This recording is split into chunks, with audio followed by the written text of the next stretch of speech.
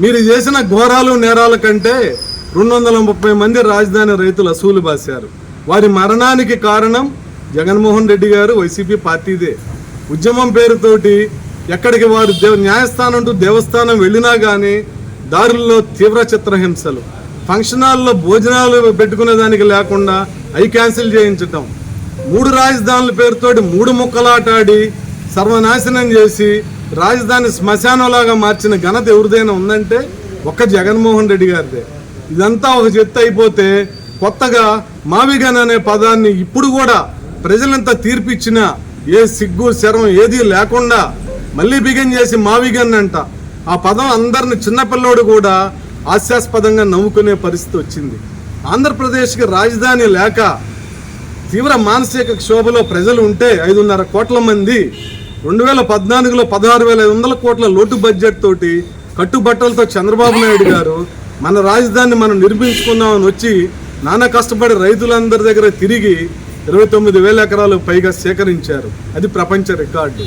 రైతులు చంద్రబాబు నాయుడు గారి మీద ఉన్న నమ్మకం వాటన్నిటినీ కాదని చెప్పి మళ్ళీ కూడా ఈ రోజున పూర్తిగా రాజధాని ఏ విధంగా మనం నాశనం చేయాలి, ప్రశాంతంగా ఉన్న రాజధానిలో అలజడులు ఏ విధంగా సృష్టించాలి, పూర్తిగా మళ్ళీ రాజధానిని మళ్ళీ ఏ విధంగా చేసి మళ్ళీ అధికారంలోకి రావాలని దొంగ నాటకాలు ఆడుతూ మళ్ళీ రావటం మీ నైజాన్ని ప్రజలందరూ ఇవాళ చూశారు.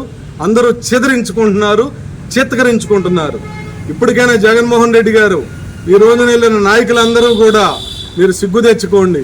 రాజధాని 5 కోట్ల ఆంధ్ర ప్రజలకు క్షమాపణ చెప్పండి. ఫస్ట్ మీరు 5 సంవత్సరాలు వాళ్ళు కష్టపడి ఉద్యమం చేస్తుంటే ఏనాడే అని వెళ్ళి పరామర్శించారా? ఏ రోజైనా వెళ్ళి చూసారా? వారి కష్ట సుఖాల్లో పాలు పంచుకున్నారా? అవన్నీ లేవు. వాళ్ళని నాశనానికే మీరు పూనుకొని మళ్ళీ ఇప్పుడు అధికారం పోయింది కదా, మళ్ళీ అధికారంలో రావడం కోసం మళ్ళీ కొత్త నాటకాలకు తెరదీస్తున్నారు. ఇవన్నీ కూడా ప్రజలు గమనిస్తున్నారు. ప్రజలు గమనిస్తారు అనుకోవట్లేదు. ప్రజలన్నీ చూస్తున్నారు మిమ్మల్ని. మళ్ళీ మీకు ఆ 11 సీట్లు కాదు కదా, 0 సీట్లకు పరిమితం చేసేదాకా మీరు ఇటువంటి చేష్టలే చేస్తే చాలా దారుణంగా పరిస్థితులు ఉంటాయి. ఇక గొడ్డల పార్టీ అనేది ప్రజలందరూ చెప్పుకుంటున్నారు.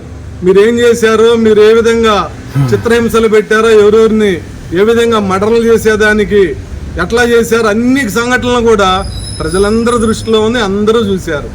కానీ ఈ రోజున అమరావతి ప్రపంచ ప్రఖ్యాతిగాంచిన నగరం, ఆ పేరును ముఖ్యమంత్రి గారు సూచించారు. గౌరవ రామోజీరావు గారు సూచనతో అది పెట్టారు.